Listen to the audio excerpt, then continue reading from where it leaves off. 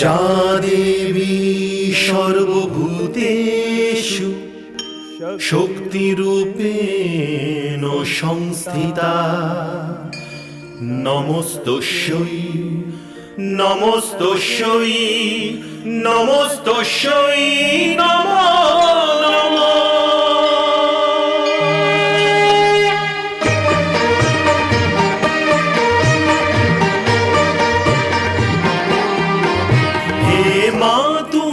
ভবতারিণী লক্ষ যজ্ঞ বিনাশিনী, হে মা তুমি ভবতারিণী, হে লক্ষ যজ্ঞ বিনাশিনী, হে সর্বমন্ত্র মহিমা তুমি সর্বদানব খাতিনী, হে সর্বমন্ত্র মহিমা তুমি সর্বদানব খাতিনী, হে তারিণী হে তারিণী নারায়ণী নারায়ণী শক্তি তুমি শূলধারিণী শূলধারিণী।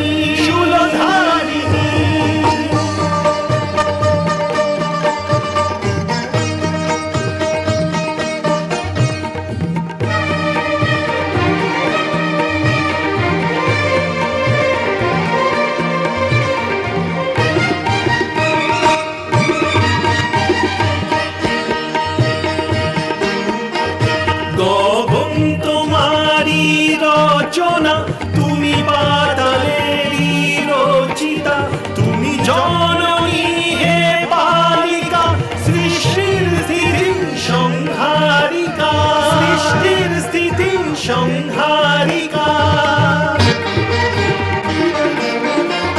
ঘন শ্যামল রঘুপতিতে বিলীন তোমারি কল্পনা, শূন্য তুমি পূর্ণমা হে জগদ্ধাত্রী কালিকা, কাটায়নী সুরবর্ষিণী তুমি মহিষাসুর মর্দিনী, হে তারিণী হে তারিণী নারায়ণী নারায়ণী শক্তি তুমি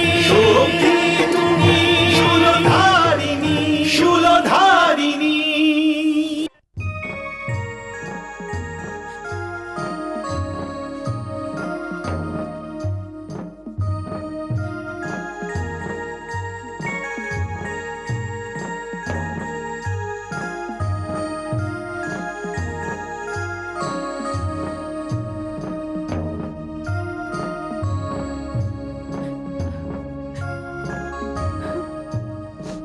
ক্ষমা করবেন, ভ্রাতা দক্ষ হঠাৎ অসুস্থ হয়ে পড়েছেন, আর তাই আমি নারদ আমার ভ্রাতার স্থান গ্রহণ করছি। হে ভোলেনাথ, আপনার স্থান সর্বাপেক্ষা উঁচু আর সম্পর্ক সর্বাপেক্ষা প্রিয়। যদি পুত্রী গৌরী কোনো ভুল করে ফেলে তাহলে নিজেকে শ্রেষ্ঠ জ্ঞান করে ওকে ক্ষমা করে দেবেন।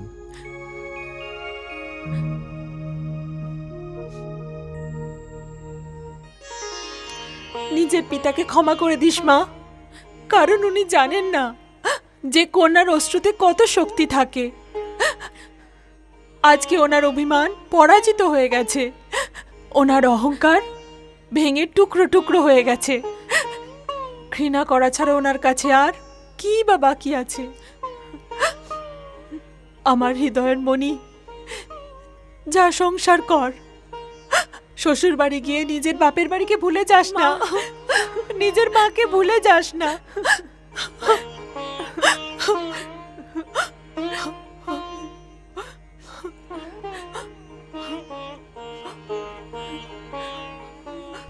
অখণ্ড সৌভাগ্যবতী হ।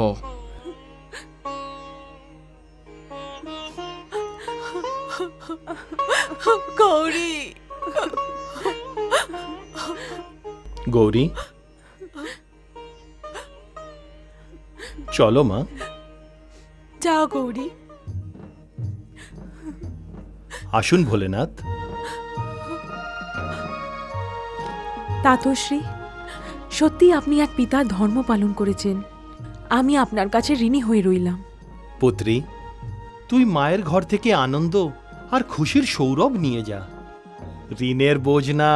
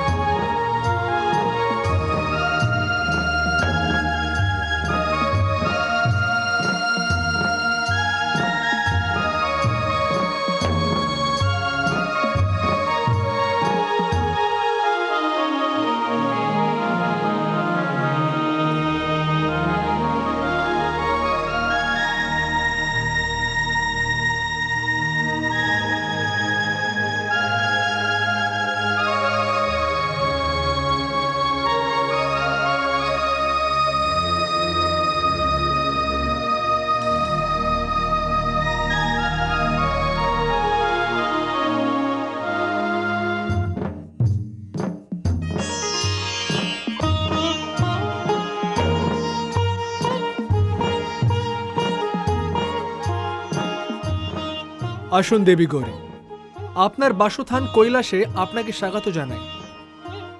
নিজের শুভচরণ কৈলাসের ভূমিতে রেখে একে ধন্য করে দিন।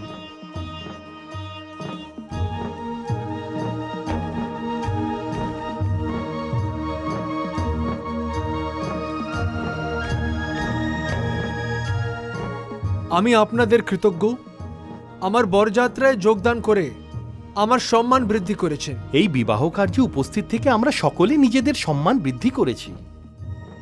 মহাদেবের মতন সুপুরুষ বর ও দেবী গৌরীর মতো সুন্দর কনে আর আমরা কোথায় দেখতে পাব? এইবার আমাদের যেতে আজ্ঞা করুন।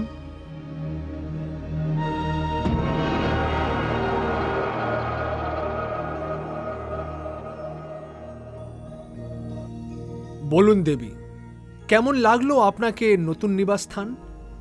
স্বামী, আপনি আমাকে নিজের হৃদয় স্থান দিয়েছেন। আপনার হৃদয় অপেক্ষা সুন্দর স্থান আর কি হতে পারে? না দেবী, আমার বলার সেই মাইনে ছিল না, কিন্তু আপনার বাবা দক্ষ এই ব্যাপারে অবশ্যই চিন্তিত হবেন যে ওনার কন্যা হিমে ঢাকা কৈলাসে কিভাবে থাকবে। যেভাবে আপনি থাকেন। দেবী, পুরুষ যতক্ষণ একা থাকে সে তার বাসস্থানের দিকে নজর দেয় না, কিন্তু অর্ধাঙ্গিনীকে নিয়ে আসার পূর্বে তাকে তার বাসস্থানের ব্যবস্থা করে নেওয়া উচিত।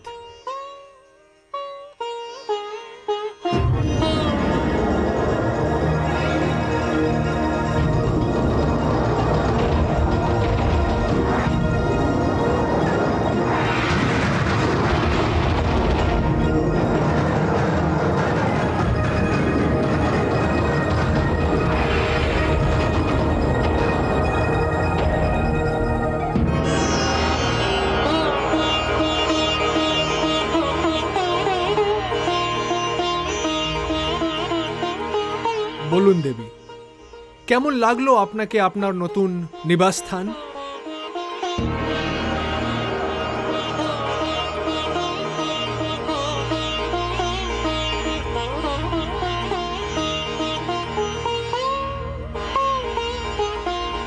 হে মহাদেব, যদি আপনি আজ্ঞা করেন তাহলে স্বামিনীকে আমি সঙ্গে নিয়ে যাই। অবশ্যই দেবী, নিজের ভবনে প্রবেশ করুন।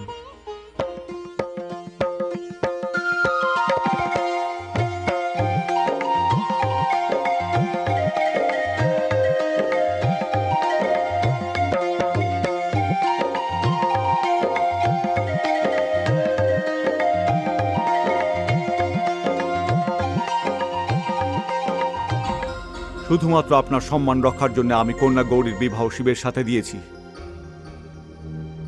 যদি কখনো তার কোনো রূপ কষ্ট হয় তাহলে তার জন্য দায়ী থাকবেন আপনি, শুধু আপনি। নিজের এই বাজে কথা বন্ধ করো। তার খুশির তো কোনো চিন্তা নেই তোমার। সত্য তো এই যে শিব শক্তির কোনো আভাসই তোমার নেই, কিন্তু অবশ্যই তুমি এর আভাস পাবে। তোমাকে শিব শক্তির দর্শন অবশ্যই হবে। কখন কখন আমি আশ্চর্য হয়ে যাই, তোর আগে আমি সনকাদিক ঋষিদের রচনা করেছি, নারদের রচনা করেছি, মনুকে এই সংসারে এনেছি, তারপরে করেছি মানুষের। কিন্তু তোর মতো জেদি, অহংকারী আর আড়ম্বরে বিশ্বাসী এদের মধ্যে একজনও নয়। এখন আমি যাচ্ছি। যদি সম্ভব হয় তাহলে অবশ্যই নারদকে ধন্যবাদ জানাস। সে তোমার সম্মান বাঁচিয়েছে আর পুত্রী গৌরীকে সম্মানের সাথে এখান থেকে বিদায় করেছে। পিতৃদেব, ওনাকে আমি কোনোদিন ক্ষমা করব না। এসবের মুখ্য কারণ সে নিজেই। আমার কন্যা গৌরী হিমে ঢাকা হিমালয়, খোলা আকাশের নিচে অত্যন্ত কষ্ট সহ্য করে সেই অসভ্য কাঙাল শিবের সাথে বসে আছে হয়তো।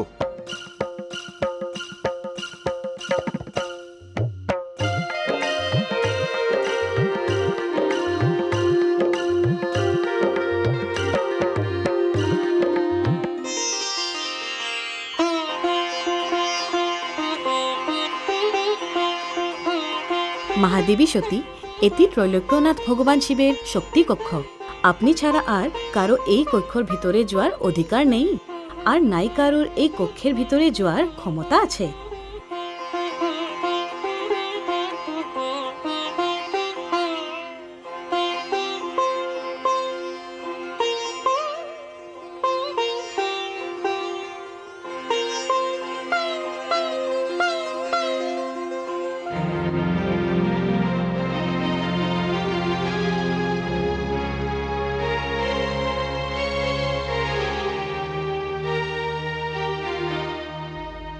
দেবী, সমস্ত অতিথিরা সম্মানের সাথে বিদায় নিয়েছেন।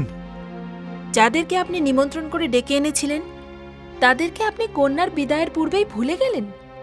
অতিথিদের ঘরে ডাকা, তাদের সাথে দেখা না করা কি ক্ষমার যোগ্য কাজ?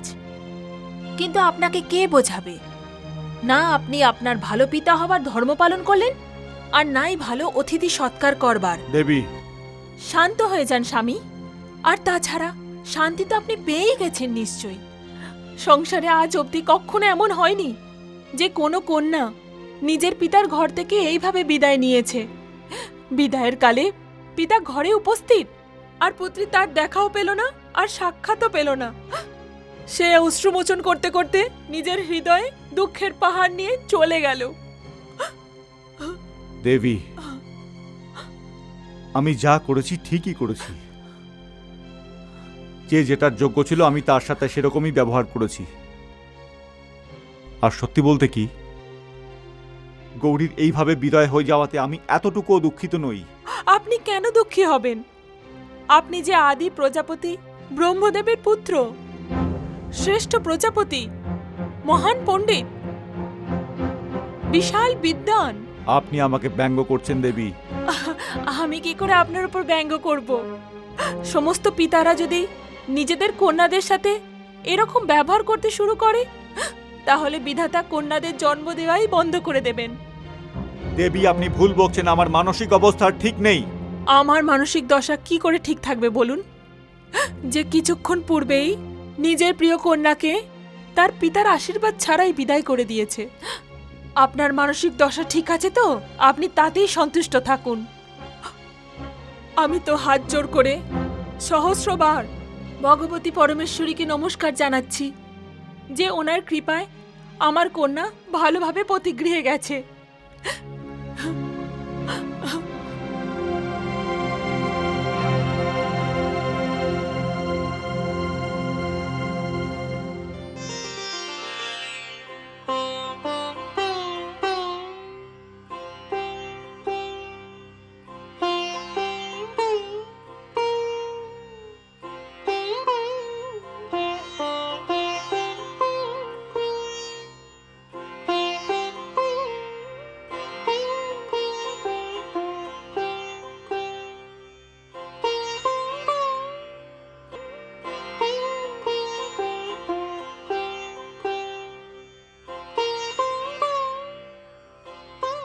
মহাদেবী সতী,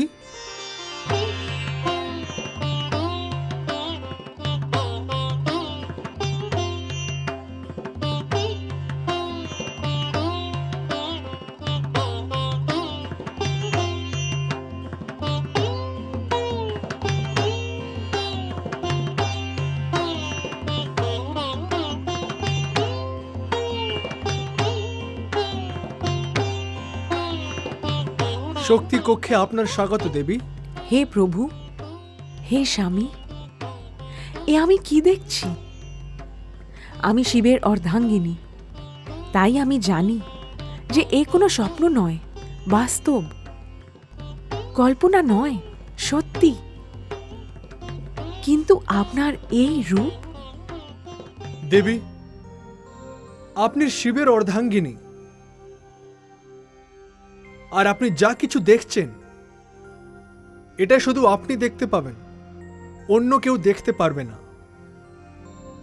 আমার এই রূপ আপনারই দৃষ্টি, আপনারই চিন্তা, আর আমার এই রূপ শুধু আপনারই জন্য।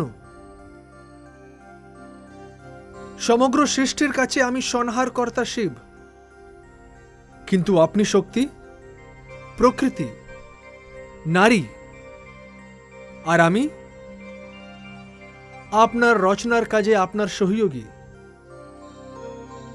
দেবী, এই কক্ষের বাইরে আমি শিব, কিন্তু এই কক্ষের ভিতরে আমি আপনার অর্ধাঙ্গ, আর আপনি আমার অর্ধাঙ্গিনী।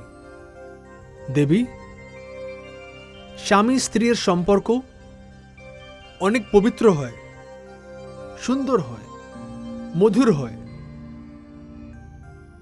আর এই সম্পর্কের সাক্ষী তাদের কক্ষের দেওয়ার হয়। দেবী,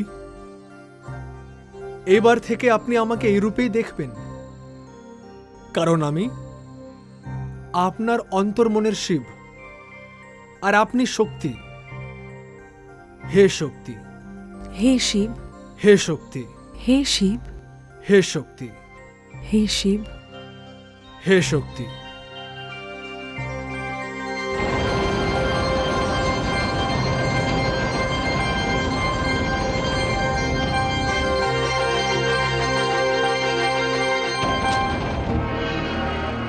নারায়ণ নারায়ণ।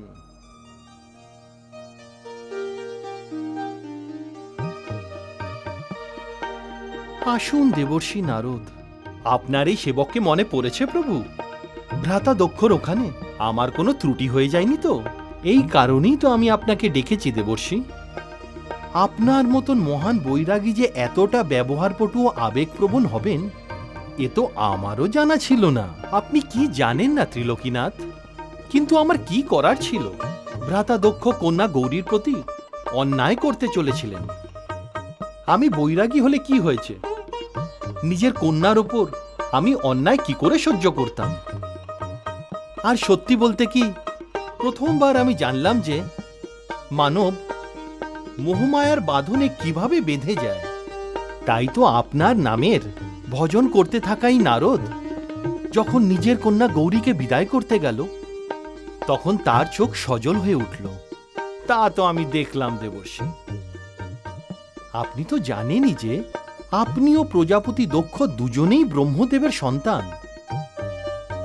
আপনার স্বভাব ও সরলতার ওপর যতটা গর্ব করা যেতে পারে ততটাই অহংকার ও অভিমানের উপর দুঃখ করা যেতে পারে। তাই তো বলা হয়ে থাকে যে জলে অর্ধেক ভরা কলসি সবসময় উছলে উঠতে থাকে।